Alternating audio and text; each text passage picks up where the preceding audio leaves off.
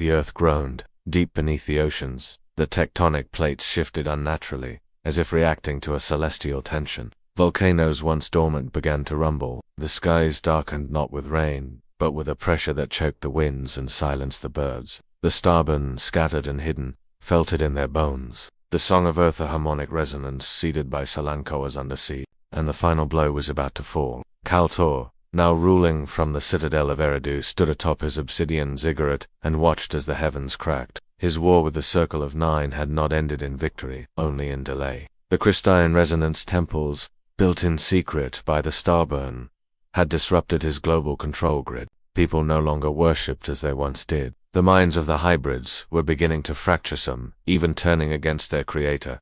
Worse still, Earth itself was no longer stable. The planetary memowatt Selenka had embedded in the Krustors reactivating. Kaltor had long feared this. If the frequency of balance overtook the frequency of control, his dominion would dissolve. So he made a choice, a final one. From the vaults beneath the citadel, Kaltor retrieved a forbidden relic not of Martian origin, but from before, an ancient weapon of unknown purpose, left sealed since the Exodus. The device had no name, only a resonance, signature discordant pulse that could shatter planetary harmonics. He activated it. The earth screamed. Across the continents, ley lines burst with energy. Mountains cracked. Fault lines ruptured.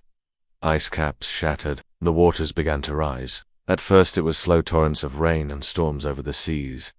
But then, the ocean walls collapsed. Waves hundreds of meters high swallowed the coastal cities. The towers of Atlantis fell beneath the water. The mountains of the east crumbled. Even the sacred sites of the Starborn were torn apart.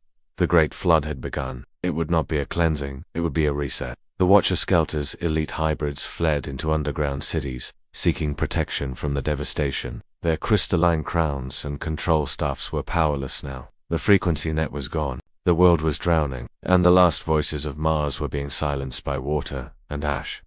But not all was lost. In the final hours, the Circle of Nine gathered one last time on a hidden plateau, high above the rising waters. There, they encoded the last fragments of Salonka's wisdom into crystalline tablets and buried them within harmonic chambers. Protected by geometry and time, they knew they could not stop the flood, but they could ensure the memory survived.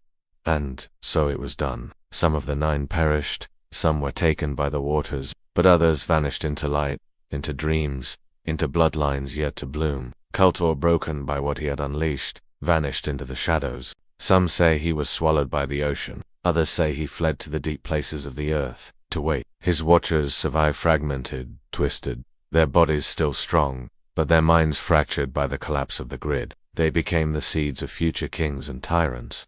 But the resonance had shifted. The earth would remember. When the waters receded, a new world emerged, cleansed, not of evil, but of memory. The ruins of the old age lay buried beneath silt and silence. The pyramids, the ziggurats, the star, temples all swallowed by myth. Humanity had survived, but forgotten. Only scattered stories remained. Whispers of gods from the stars, of great floods sent by angry deities, of shining beings who walked the earth and then vanished, and hidden within them, encoded in symbols, language, and song, was the silent heartbeat of Salanka waiting for a time when the Starborn would awaken once more, not in stone halls, but in dreams, not with weapons, but with memory. Because though the flood had buried the past, it had not erased it, and deep in the blood of humankind, in forgotten alleles and echoing frequencies, the truth endured. The age of Mars had ended. The age of Earth had begun, but the saga of the star was far from over.